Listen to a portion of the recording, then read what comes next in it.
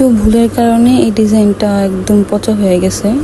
অনেক শখ করে এই ডিজাইনটা করতেছিলাম।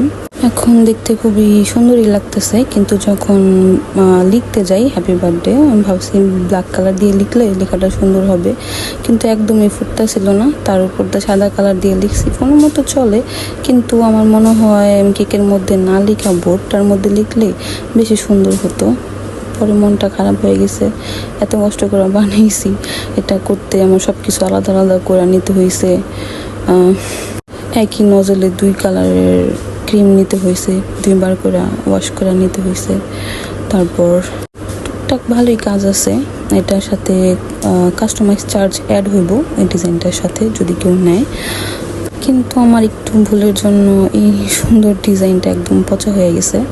এখন দেখতে ভালোই লাগতেছিল, কিন্তু এই যে লেখাটার কারণে একটু কেমন যেন লাগতেছে। যাই হোক, কি করার, নেক্সট টাইমে বোর্ডে লিখবো।